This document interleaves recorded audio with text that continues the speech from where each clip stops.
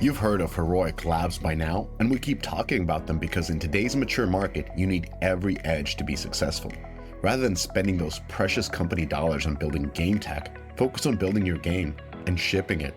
Get into your players' hands faster and grow your community. Heroic Labs is battle-tested partner and friend of the podcast. Their tech enables you to be flexible, creative, and scale for success. Heroic Labs has your tech stack covered. Whether you're looking for a world-class back-end game server, an amazing game development framework, fantastic liveops tooling, or reliable mass scalability, Heroic Labs has solutions for all of these challenges. And it's not just us at Deconstructor of Fun praising Heroic Labs. The company works with some of the world's biggest publishers on many of the beloved games. Focus on your game, save a big chunk of cheese, and avoid tech risks with Heroic Labs.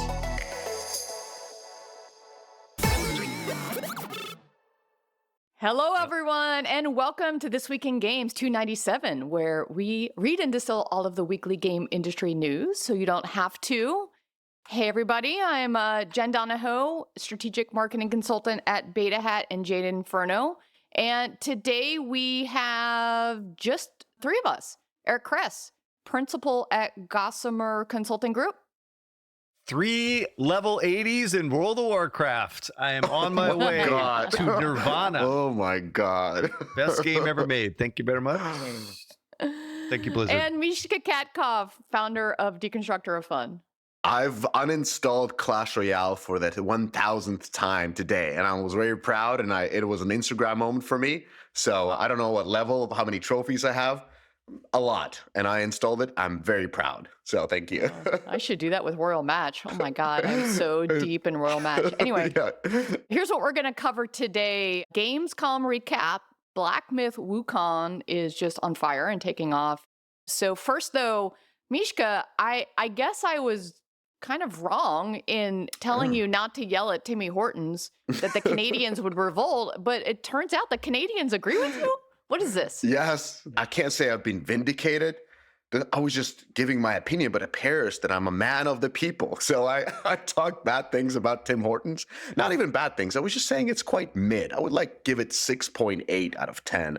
And, you got me worried because you said I'll be canceled. I can't ever travel to Canada. They will, look at me wrongly. But apparently, the Canadians on Deconstructor of Fun Slack group really rallied behind me. I'm going to read a quote that I got in a personal message. This was from a fellow Canadian, I would say. The quote says, "They've gone to total shit. They've bought out by a food holding company in 2014 and immediately killed it. They used to make all of their donuts fresh in store. Now it is frozen, reheated garbage. They also switched their coffee supplier to a cheaper one and ruined the coffee. As a kid, the place was heaven. Now it's a soulless corporate crap." So that tells you about Tim Hortons. Tim Hortons, this wasn't me saying, so don't sue us. This is one of your former customers. So did you have any Tim Hortons at Gamescom then? Unfortunately, we don't have them in Europe, only in UAE. Next time I'm in Abu Dhabi, I'm ordering Tim Hortons just to celebrate this. So Gamescom, how was the Deconstructor of Fun events? They went really well. So we had 2 of the events. What happened was my military exercise got canceled on the Thursday. I was at Play Ventures. I got a call from the army and they're like, "You don't have to come next week." I'm like, "Thanks, dude." Do you know how much planning it takes from a family guy to plan a week away? Anyways, so then I kind of got the tickets quickly. It was kind of like the last year, a lot of people, I think the vibe was a little bit of lower than before. I don't know. I just kind of got the sort of, maybe it's the industry overall. But again, a packed event. I was mainly in the hotel lobbies. We had 2 different events as we've been promoting here like crazy. We had the Supper Club event, and then we had the whiskey, wine, and water tasting event. And so the Supper Club was success. I mean, apparently because the sponsors reached out like a day after and said, "Let's plan the next year." I'm like, oh, fantastic. Yeah, so we had a lot of good things hearing about from the people who came. So there's improvement ideas that we'll take for the next one. And then, of course, sponsors really like to connect, and the crowd was good. We had about 55 executives come in and good conversations around the tables, etc. And then the whiskey tasting. So I was really worried about the whiskey tasting because it was on the other side of the city. So if there's a conflict, let's say we do an event in Marina, how many people will come to Marina far from exactly. And I was like, so So as I was making my way there, realizing how far it was, I was just coming up with excuses why there's not enough people. And like, we do still have the coverage. People just don't want to move so far. But it was, again, that place was full. So we had like line outside and everybody showed up. I think it helped that Bitcraft and Supercell had an event next door. so we had a little bit of a pull there, I admit. But yeah, it was really good because it was the same bar as before, but now there was a ton of people. The water was good. As I said, I was kind of, laughing who does water tasting. I do water tasting. Apparently, I'm the guy. So I'm so old that I'm drinking water in a whiskey place. So yeah, good events. Thank you for everybody for coming. I think we had 175 people at the bar. Jesus It's Christ. amazing. Yeah, there was 35 last year. Like, Yeah, Chris, I when was you there were last year. It was it was almost empty. Now it was like you couldn't pass to the backyard patio. Like people were just like, I can't go there because if I go there, I can't get out. That's how full it was. So I was listening to the pocketgamer.biz podcast that those guys do, and it was pretty funny. They were doing a Gamescom recap, and they talked about the event. They were like, "Yeah, we went to the Deconstructor Fun event," and I was like, Yeah. and they didn't mention any other events. It was like, "Oh, okay." Yeah, I Greg guess was there. I mean, Yeah. it was said hi to them. Of course, they were Wow. more than welcomed. it's So, awesome. Yeah, no, I enjoy their yeah. podcast. It's pretty fun. All right, so just a Yeah. few stats on Gamescom: 335,000 humans, visitors from 120 countries, 32,000 trade visitors. Opening Night Live from Jeff Keighley kicked ass. It had 40 million video views, double the number from the previous year. Sony and Nintendo skipped, and Microsoft was there in a pretty big way. I saw a lot of my LinkedIn is just filled with pictures of Sarah Bond and Phil Spencer. Oh my God. They are just like tons of pictures. They had a pretty big presence. A lot of smaller companies were there as well. So they said 1,400 exhibitors, which was up from 1,200 exhibitors. And then the big news that I saw too were that the Asian companies really represented. So Krafton, MiHoYo, Level Infinite, which is Tencent, had massive booths. And it seems as though one of the takeaways was they were really doubling down. And I think, Kress, we talked about this, how it feels like some of the Asian companies are trying to, knowing that things are challenging in their own markets, are trying to come a little bit more to the Western markets. Did you guys get any of that sense? I at least talked to NetEase there. I think they're coming out on a podcast. I talked to one of their senior people. They are really bullish about their live ops compared to European and American when it comes to especially AAA and PC console live ops, and of course mobile as well.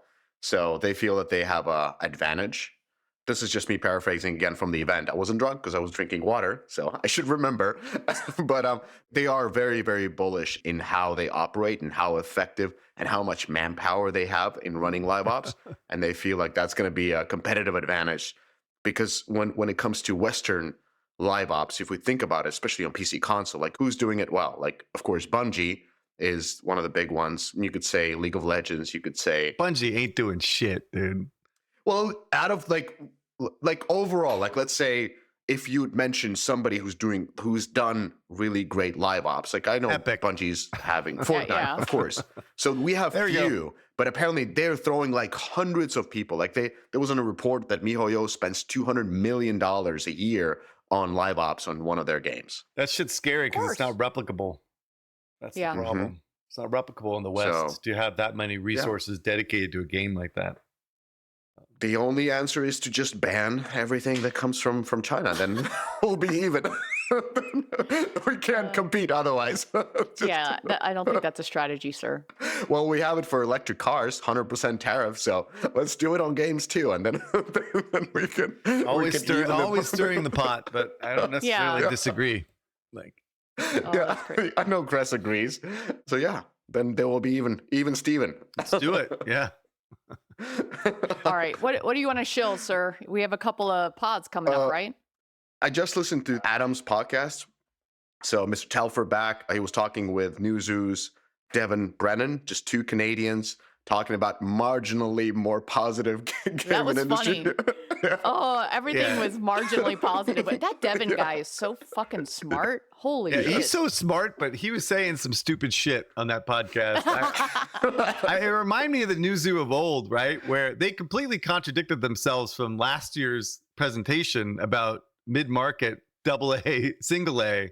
And they didn't caveat it at all. It's like, oh yeah, it's brave fucking new world. Let's just make AA, AAA game. So I reached out to him almost immediately. I'm like, dude, what the fuck was that? Right? Like, it's so fucking dangerous to sit there and throw that out there. Like, this is going to be success. Like Power World, for instance, which has been being developed for like 20 years because they started with the first game and then leveraged that for the second game. And then to claim that it only cost $7 million to make is completely disingenuous. And that anybody can make, these AA games and it'd be successful is kind of what they imply. That it's like a, open window. It's just not. Adam didn't push back on that. But anyway, he agreed that should have been said, that it is super challenging to find distribution, super challenging to find customers. But I think the point is that there may be some room for big publishers to make smaller games and find some success, right? But it's not a brave new world for indies out there. Just believe me. In the report, you're referencing to the one report, because Devon was speaking at our Istanbul Investor Summit, and he showed that the play time for existing games versus new games was like 8% of all play time goes into new games. Like, why don't you grab a piece of that? Yeah, I mean, the thing is, the message was completely opposite. Like, absolutely opposite. I think they have to kind of retool the positioning of what's happening in the first few months of the year where there hasn't been any big releases, and kind of build some big caveats. No, not enough. Devin, he's a very, very, very, very, very smart guy, and so is Ben. I'm a fan of the Newzoo guys, but that was not the finest moment over the last couple of years. Yeah, the single player conversation was really cool. As someone who, like I've been a little bit more mobile lately, although I've been dealing with some PC console folks. What has been interesting, though, actually not on a single player game. And I haven't worked on a single player game in a long time. And so that conversation was just kind of new to me of like, really having to think through. I think the recommendation is you only need like 18 to 20 hours ish. You don't need 40, 60, 70 hour epics. Yeah. But Chris, that might be too specific for everybody, but no. I actually kind of agree with that assessment. I remember like Reese Elliott used to be working at Newzoo, and he put pieces together a year ago on this subject, right? So it seems very similar to what he was already saying ago. He's a really, really smart guy that does his own. I 100% agree with that. I don't think you need to do a 30-hour epoch, and build out all this content. I mean, you need to get smarter in terms of what the customer wants. Yeah. So really good podcast. Yeah. So something else we talked about last week, it's not really a correction, just we were talking about wishlist and wishlist conversion. And so I did go and look up, again, there's this company, GameDiscover.co. They do a lot of great articles. It's how I keep up kind of on Steam and very specific Steam and PC information. And so they did an article a few months back around wishlist conversion. And so this is super broad and there's a lot of it depends, but let me just give you this one sentence. A game's first week unit sales have a median of 20% of its total Steam wishlist at launch. So as a ballpark, there you go, like a 20% conversion as a median off of a first unit sales. Go read the article and you can see much, much more data. It does depend the further you get out and all of that stuff, but wanted to follow up on that because Adam's like, hey, I'm so sorry I brought that up. And I was like, dude, I'll just try to Google it while we're talking. I just didn't have it top of mind. This wish list, by the way, is a big, big topic right now. It is. We were just having lunch today with a fund and we're going through some of the numbers of one of the fund portfolio companies that had a pretty substantial, like it's a AA developer, had a good amount of pre-signups. I think it was like 15,000. And then when the thing goes out, it's like, I was almost given a reference of another game that had a very small amount of players simultaneously, but it was a very little amount of players and not even close to the signups, like way less than 20%. I think it was like 5% of the pre-signups or the wish listed people that actually got the game. So it's almost like these numbers are misleading right now. Yeah, we actually I did a deep dive into pre-regs on mobile, right? And which is the same idea where we are driven to a pre-registration and then how many of those actually convert at launch. And it's the same situation where in many, even though it's a direct download on your device, when the game actually launches, there's a very low conversion for some of the bigger games that are really pushing for it. And so you have to be super, super careful these days around, you can't just think all those people are going to show up on day one. And so maybe it's something like a 5 to 20% conversion, even in mobile as well. So I think It'd be interesting if more people do some public numbers on that, like pre-reg to install conversion. That'd be good to know. Yeah. All right. So let me do just one little market recap here. You guys might like this. Crush, you might like this. Or actually Ethan, because he loves his handheld. So this is a rumor from Game Rant. A reliable insider claims that PlayStation could hold a state of play at the end of September 2024. So the end of about a month from now. The long-rumored PS5 Pro may also be revealed during State of Play. The PlayStation Pro is much ado about nothing, dude. I mean, look, I mean, for the core, they love it, but it doesn't help move the needle for them. So not a big surprise. Kress or Mishka, I'll throw it to you for a little talk around folks moving around at the top of companies. Supercell? You want to talk about the Supercell? I already said, like, Gerard Griffin coming to Supercell as CFO kind of implies that there's something happening and they may be looking to go public. Many people listened to it, in Helsinki especially, and they were like, interesting. So it makes sense in many ways, but I think this is a hypothesis that you could open up. Like, if Supercell were to go public, like, how would it happen? What stock exchange would they go to? Because it's not a growth stock. It would be like a dividend stock. Like, how do you see this playing out? What do you see happening with the CEO who's, like we've seen founder CEOs have good times in stock exchange, and we've seen them have less of a good time in stock exchange. So it's not, the most admirable position to be the person who built this company and is getting all this shit from random analysts that don't know what the fuck is the business even about.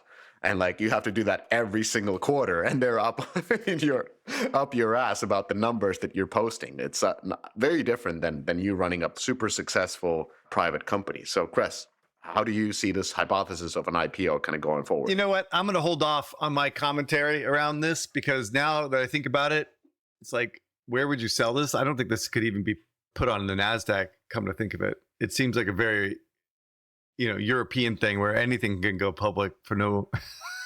This is like, I don't know. Let's hold off until next week. We could talk about it. Okay. Yeah, we'll mull it over, and next week we'll talk about Kress's hypothesis. Like, if this would be like just a hypothesis, an IPO, like, how would it go? Because I'm curious to hear about it. I don't know anything about stock exchange, so that's for next year. Just don't know why game companies want to go public. Ugh. All right, the next thing. Bloomberg has reported that Matt Fisher is stepping down as part of the company restructuring. After more than 14 years leading the App Store into absolute chaos and destitution, Fisher will exit in October. The App Store group will now be divided into two teams. One team will manage Apple's App Store. The other will oversee alternative app distribution. Phil Schiller made the decision to make these changes as regulators are forcing iPhone makers to allow alternative stores and payment methods across all devices. Carson Oliver will run the App Store group, while Ann Tai will lead the new team responsible for alternative distribution. Both managers will report to Phil Schiller. So, what does this mean? I really don't know. My sense is that Matt was always the tail wagging the dog, right? The dog being Phil Schiller and the old Apple Mafia, right? Meaning that none of the decisions of the store were ever actually made by Matt. They were all made by the 6 people who actually run Apple, right? So can a new person or new team, or new structure actually fix this? Probably not. It's likely going to be just more and more of the same. And, they're going to keep optimizing the store, and not for their publishing partners, but just for themselves, and create a store that is a fever dream of misguided intentions. That is what they are ultimately going to do. Let's throw some more editorial at it. Why not? Right? Who gives a, it's a wonderful thing for a store to have more editorial. Matt, you had a great run. Let's hope the next guy and gal can push back a bit to the powers that be and make a store that has functioned both for publishers and for your customers. Because it has been a shit show, absolute shit show for the last decade. So anything could be an improvement to this shit. So anyway, that's kind of my take on the new structure at Apple.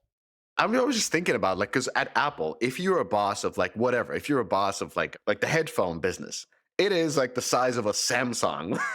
Just in terms of revenue. So I was looking at App Store. Like, if you run App Store, you'd be like, it's just one small part of Apple. It's a $22 billion business. Like, think about it. $22 billion in annual revenue is App Store. So this was a big cheese. That's what I'm trying to say. This was a big boss that is stepping down. I mean, 14 years, he's probably, made his cheese. So that's fine. He's going to ride to the sunset.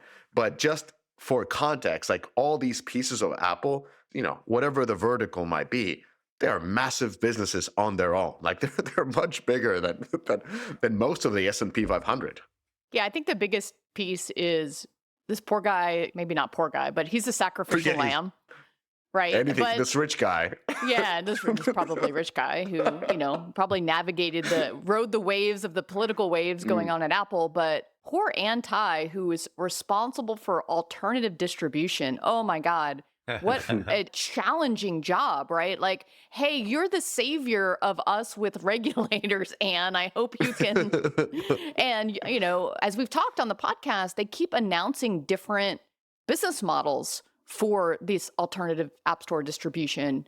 And so, like, you're kind of throwing this person to the wolves. Seriously, you need hazard pay for that shit because you're going to be subpoenaed. Yeah. You're going up against the fucking Senate. The UK board, the CMA, dude, you're going to be on everyone's radar now that you're in that role, dude. I mean, you need a bulletproof vest to play that fucking be in that job. Fuck that, dude. That sounds sounds fucking horrific.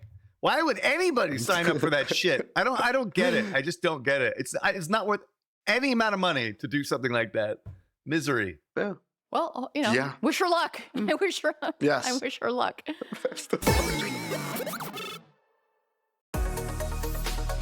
This podcast is brought to you by AppsFlyer. In today's digital world, understanding your app's journey from discovery to download is more than just insightful, it's essential. Enter AppsFlyer, the leader in mobile attribution and marketing analytics that allows you to measure the full potential of your marketing efforts, making every ad dollar work smarter. With AppsFlyer, that's your new reality. Dive deep into data-driven insights that reveal exactly where your users come from and how they'll interact with your app. AppsFlyer, where your app's potential meets performance. Step into the future of game monetization with Xsolla, the premier partner for game developers seeking to expand their reach and revenue. Xsolla provides a robust suite of tools designed to enhance user acquisition, manage subscriptions, and streamline payment solutions worldwide. Unlock new markets and maximize profitability through their customized, secure payment architecture and dedicated support team. Xsolla, powering game developers to achieve global success.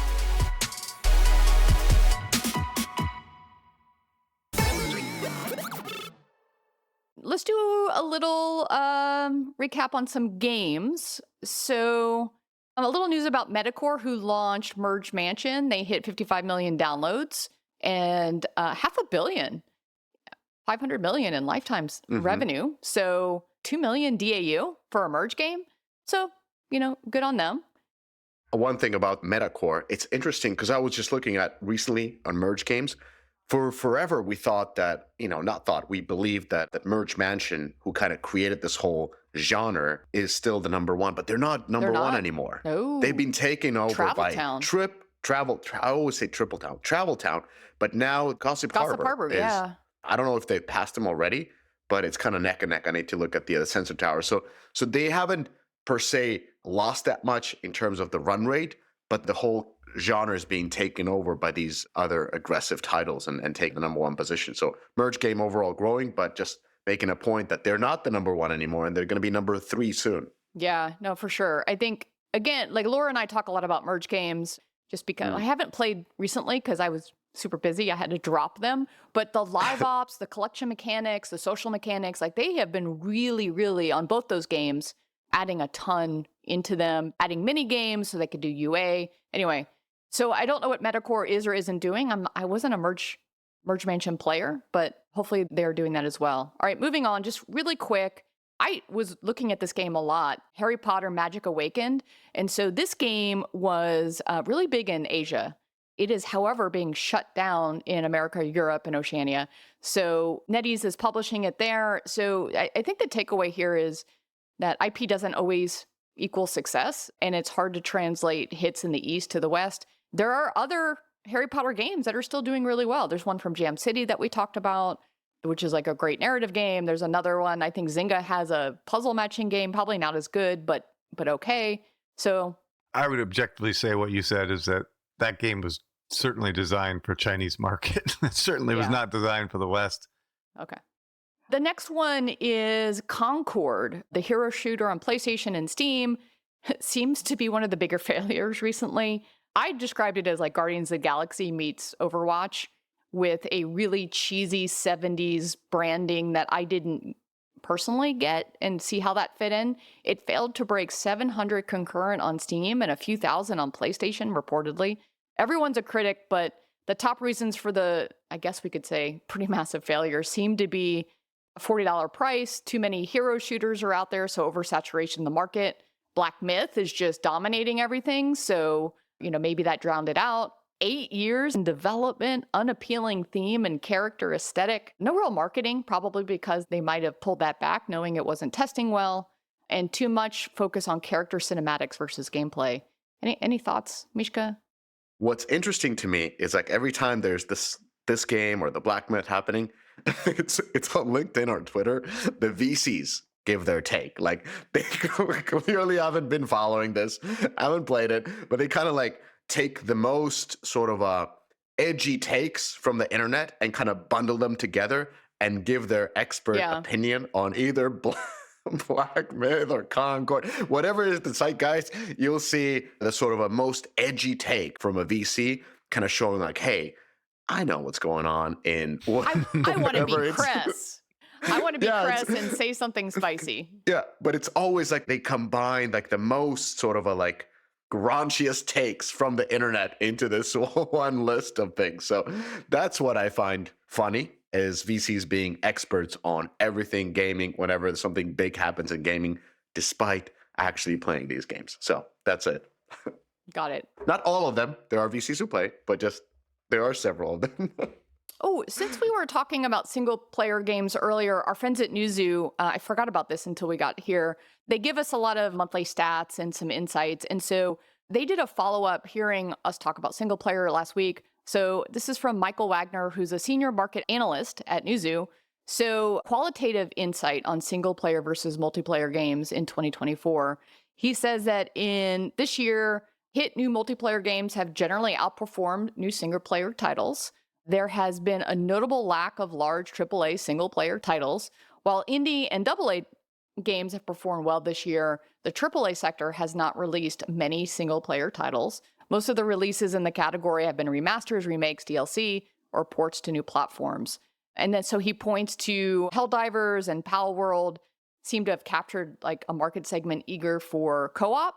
Then we also see that free-to-play games like Last Descendants and X-Defiant, they're kind of keeping an eye on them to see if they make it, but they've not really seen multiplayer games released this year demonstrating long-term staying power, which is kind of interesting. I think we've talked about how, Finals or some of the others have been, somewhat like pop and drops. And it seems as though, players are kind of like trying the game of the day and then moving on. And so I know that they said they're watching that. And so he finishes with, while single-player titles are known for their limited staying power, there's no indication of an existential threat to this game mode within the industry. We do not foresee any significant decline in the popularity in the near future. So that's from our Newzoo friends saying, hey, everybody, if you're making a single player game, you can still make a single player game.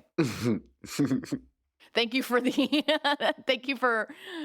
I don't want to say master of obvious, but it's always nice to get different perspectives. And I personally love single player games. I don't love multiplayer games as much because I don't like to be yelled at by a 15-year-old. So every VC is like changed its priorities now overnight, right? Because now single player games are working, multiplayer games are out, right? Okay, let's throw some money at single player games. Like, let's go where the wind blows. Double A, single A, indie. Like let's do the buzzwords. Let's go see what's at the A16Z speedrun this fucking week. It's like ridiculous. Absolutely. Well, let's talk about a single player game, Star Wars Outlaws. Mishka, you want to talk about Outlaws? So I have not played this game. I added this here because I read the review. Just to be clear, I'm not a VC who pretends to knows what's going on. So Massive Entertainment. This is Ubisoft Studio. I believe it's the same one that made Division. Division, yes. And this is kind of Division-like third-person multiplayer shooter. So the criticism, it launched with a 77 Metacritic, which is not great, not awful, but not, something that you would expect from a game like this that has been built by 400 people over 4 years on an existing engine. The criticism towards this game, according to the critics, is that the characters are shallow. Of course, when it's a Star Wars, people expect the characters to be larger than life, and it's hard to reach those. They talk about linear gameplay, where it's kind of like these, like, even though you're in open world, you're still doing like these canyon missions or some kind of like crawling missions in a close quarters and very linear type of a gameplay that is quite also repetitive. The review talked about a very poor enemy AI that just didn't make the game fun, actually vice versa. And the main criticism that was coming through is they were comparing it to the GTAs, to the Breath of the Wild, and all the other current open world games, and even the games from the past years, and saying that this game is really not open world per se. Like, you have few planets, but it's very constricting and doesn't give the same feeling that you are in the Star Wars universe. Haven't played it. This is not a VC take. This is what I read today. I wonder if somebody else played it. I have not played it yet. I'm definitely going to play it. I just haven't gotten, we traveled yesterday, but I think the hate on Ubisoft is absolutely shocking. Like, I didn't realize how much hate there was. This is like almost an 80 Metacritic game. That's actually a really, really good score, particularly for a game of this scope and scale, right? So it's like, we'll see how it does, right? We'll see how it does. It doesn't look good from the coverage, but let's see if it finds an audience of people that want to play an open world Star Wars game, like rogue style Star Wars game. The other pushback I would give on the game is that, like, there's no lightsabers, there's no Jedi, it's not like that kind of game, and so that maybe limited its appeal compared to like the Jedi games from EA, but yeah, we'll see. Yeah, it's the smuggler fantasy, right? And so in the world of Star Wars, way down on the list of like, what's the fantasy you want to live in your Star Wars universe? Ooh, I want to be like a smuggler that isn't Han Solo, right? But the gameplay is fun, right? The shooting gameplay is always fun. Yeah, I see. IGN gave it a 7 out of 10. Star Wars Outlaws is a fun intergalactic heist adventure with great exploration, but hindered by simple stealth, repetitive stuff. So yeah, I mean, like, I don't know, like back in the day, that's not like a horrible rating, but yeah, I agree that maybe it's the Ubisoft hate. The one thing about the open world, something that I was just watching YouTube videos, like people really seem to like, I don't play GTA per se either. I mean, that's not the fantasy I want to live in, but people really like to do in that game or in the cowboy version. Red Dead. Red Dead Redemption. Red Dead, yeah. Yeah, exactly. Like all these things where there's like this old lady who's kind of protesting for women, and they kind of like do all kinds of mad shit to her in that game, like drag her to be eaten by crocodiles and that kind of stuff. And they posted on, yeah, you can do all kinds of stuff in Red Dead. Like, and they're kind of comparing, like, here you can do whatever. And the game kind of reacts. In Star Wars, it's much more limited. They don't allow you to do crazy shit. And through that, it doesn't feel like open world. But I understand Star Wars is an IP, and they don't want to be like the GTA Star Wars. Like, you have to be, It's super ironic that you're comparing it to something like GTA, which costs like a gajillion dollars, over $1 billion to make Red Dead. in 8 years. I compare it to Red Dead. Red Dead is the same thing, dude. That cost $1 million. I mean, I think that probably cost at least $750 million to make, like over a long extended period of time with experts in that particular genre. I actually made this argument myself. Like, that's why it's so hard to compete in this space, is because that's the comparison you're making. Yeah. I think this game is good for what it is. Yeah. Having said that, I will take a step back. Okay. First of all, this game was supposed to be Division in the Star Wars universe. So it was supposed to be a multiplayer looter shooter RPG, the same type of mechanics as we saw in Division, which the original promise I was on board for. I thought that was really cool. Midway through, I think they realized they couldn't execute against that type of game in the Star Wars universe. So they changed it, and they changed it up to more of a single player open world adventure game, right? And for me personally, it's less compelling, but in theory should have actually opened it up a little bit more. Yeah. But this is not their expertise. Their expertise is like looter shooter, like RPG progression type thing. And so I think they were somewhat limited by the Star Wars IP. In retrospect, I think they should have not made a Star Wars game. I think they should probably have just stuck with Division or make something else like Division in a different universe and fuck Star Wars IP, right? Like, but that's my my hot take, I suppose. Oh, makes sense. I think that's a good take. All right, so let's give our takes on the other hot thing that's going on, which is Black Myth Wukong. So let me just do a little bit of a recap of what's going on since the game has launched. Steam broke records this past weekend with 37 million concurrent users driven by, of course, Black Myth, specifically in China. Black Myth became the best performing single player game of all time on Steam with 2.13 million players at launch. PUBG is still the top for concurrent users on Steam, which was at 3.3 million players at its peak. Game Science, who's a developer, said that on their social media that they sold 10 million copies in 3 days and had 3 million concurrent players across all of the platforms, not just Steam. So regional split. So GameDiscover.co is doing a lot of takes on this. Total players, sampling countries that players list on public Steam profiles is 87% China, 1.6% Hong Kong, and review languages 93.6% simplified Chinese. So I think obviously this is a China hit. As a comparison, they looked at Palworld, and Palworld was, which is also a Chinese developer, by the way, 36% China, almost 20% US. And so remember, there's still 3% US owners of Black Myth.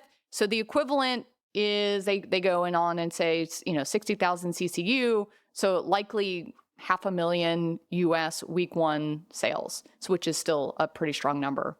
So what they also saw was that streamers were really streaming this. So Nico Partners talked about all of the streaming platforms. Black Myth beat League, it beat Honor of Kings, it beat Valorant. So it was a record-breaking launch for them as gamers were streaming as well. So really apparently Cyberpunk 2027 was like the biggest game that they streamed in 2020. So anyway, I think this just goes to show that, and Kress, I know you'll talk a lot about this, is, can a Chinese company develop a AAA title that resonates worldwide? And can East come to West? And right now, it doesn't necessarily look to be that case, but maybe it grows. I don't know. What do you think? I don't know. It's really shocking. Like 3.1% in the West. I know. Isn't it crazy? Like with how much press it's getting too? Yeah. I mean, actually, frankly, that seems very small. I imagine that percentage will go up over time given the popularity of it. But again, this seems like another, like almost a false positive, kind of the same issue we have with mobile, where this is a Chinese company that's making a Chinese game that's making it with a really like popular Chinese theme. So that's great for Chinese companies, right? So it's like, this doesn't mean like some slew of Western developers are going to create AAA games with other Western IPs and be successful on Steam, So it's in some ways like kind of a false flag, right? I can imagine like Lightspeed and Griffin are out there investing in fucking AAA games, for American publishers. They're going to make like Three Kingdoms game with American developers, like Believer is going to like shift into a AAA game because of fucking Wukong, like, come on, give me a break, right? What a disaster that would be. But on a positive side, this is absolutely fabulous news for a friend of the podcast named Robert Wynn, right? Who and his partner Ash Shue, I'm going to fuck up that pronunciation. They are rumored, they're speculatively building a Chinese game with Chinese developer with a Chinese theme with a relatively obvious project name called Project Great Wall. I don't think you're getting any points right there for creativity there, Mr. Robert. Robert was at Blizzard and suffered a few years at Activision. So I'm sure he's feeling pretty fucking happy right now and pretty smart at this point. So he's actually doing exactly what likely will work with this success. This is actually the bright strategy for seeing what this success is. I actually do think, all joking aside, I heard that it sold 2 million units on PlayStation, which is crazy. I didn't even think there were 2 million PlayStations in China. Oh, sorry, 2 million. Yeah, anyway, 2 million units on PlayStation in China, which it's just insane. So, yeah, it's an amazing game. And actually, the quality of the game is super high. Supposedly it's absolutely amazing. My son is going to be playing it this weekend. I'm going to check it out. But it's a really, really well done game. And I'm sure they have legions of people working on it. It would cost a Western publisher hundreds and hundreds and hundreds of millions of dollars to execute against something like this. So again, there are a lot of caveats to this success, but it is absolutely amazing success. So good for them. Yeah, but development in China is not cheap. It's comparable. It maybe not West Coast US, but it is high development cost in most of these places. I remember going to Beijing even in 2018, and the salaries were at the level of Canada back then already. No, come on. In games. I know. That can't be true. And also the amount of hours that they work is a completely different thing. Well, yes. Okay, per hour. Yes, they did not work like Canadians. Let's put it that way. How about the French? How about the fucking French? So they work 3 days a week, right? For great. 3 now hours a day. Canceled in France. Be careful about France. There's no freedom of speech in France. So let's be clear on that. Good point. Yeah, we didn't even talk about the Telegram CEO being arrested. Yeah. But from everything I'm hearing, my previous intern was telling me that, who's Chinese, is that this is a cultural zeitgeist moment in China right now. If you're a gamer in China, everybody is talking about this. And so, listen, I'm excited that they are getting this type of an opportunity. I hope it means more, AAA, games that might bleed over. I do hope it means more for themes. I think from a theme and an IP perspective, I love seeing new IPs hit the market. And so, I hope there is some more of that coming. One thing that I learned about China, just a small thing from the NetEase, now that you mentioned it. So the person said we keep reading Deconstructor Fun. It's great source. I'm like, no, you don't, because I don't see any Chinese audience in our data. It's it's all translated and shared through WeChat. So apparently there's a Deconstructor Fund that would just take the content and somebody does it in Mandarin or Cantonese or probably both. And that's how they engage with the content, and we don't get any of the traffic. So, interesting. Good for them. Well, maybe we should do that. Yeah, the other side point to this, just to be even more negative and critical, but it's how in the fuck? I'm going to say this again. How in the fuck is this Steam service surviving in China? Why hasn't Tencent shut this shit down? They're competing directly. They don't have the same power. They don't have the same. Tencent doesn't have the power. But this shit is illegal. This shit is illegal in China. You cannot publish games without the approval of China, of the Chinese bodies. And so everything they're doing on this platform is fucking illegal in China. It's it blows my mind that this is still happening, right? So with all this PR and success of these games, the more attention they're going to get, right? Yeah. And imagine if this was shut down overnight in China, dude. 50% of the audience of Steam would go, and then we'd be having a completely different story. The VC firms would fucking go absolutely apeshit because their entire strategy is completely fucked because the whole market's gone that they were counting on, So I really want someone to explain to me how they've been able to operate this way for the last 2-3 years without any type of attention from the government. It doesn't make any. They must have signed some deal or, given fucking people money. I don't know what the fuck. So Steam is done. Here's the thing. Here's a crazy hypothesis. Maybe the CCP leadership likes PC games. They just play it. Just like you think about this in Saudi Arabia, they fucking love esports. You're like, why? Doesn't make any sense. And maybe MBS just loves esports. That's the way it works. If you have single leader, then it's probably because they like, and they're playing Wukong or whatever, Black Myth or a game, actually, Golden Panda Dragon. Frankly, that's not so ridiculous. But that you would think that there is a Steam version that is legal in China that no one fucking uses. So why wouldn't they just push it to there so that they can monitor it and right? I mean, this is all off book. This is all gray market shit, dude. All gray market stuff. It's nuts. It's really nuts. It's like you keep saying about Andrew Wilson, the CEO of EA, like he hates mobile. No. Maybe they have their version in the CCP leadership, like the minister of digitalization who just fucking hates mobile and just comes up with rules. And then like, you know what? And then he goes home and plays PC until 2 a.m. Yeah, exactly. He's like, you're not shutting this down because I'm playing these games. Yeah. You know, fuck off. Right? Exactly. Yeah, and that's it. And that's it. That's not a stupid idea. That's not a stupid idea. In a communist country, anything is possible. All right. All right. Well, we're going to wrap it up here, and we're going to save that other story till next time. Yes. So thank you, everyone. See you next week. Next week. You did it. You made it to the end of the episode. As a fan of the show, it would help us out if you subscribe and leave us a review on the podcast service of your choice. More importantly, are you a member of the Deconstructor of Fun Slack group? If you have 5 years or more of games industry experience, go to deconstructoroffun.com/Slack and apply to join. Join the games industry's best professional community filled with peers always willing to lend a hand. Or subscribe to our newsletter to get all the latest insights from the Deconstructor of Fun content creators. Thanks for listening.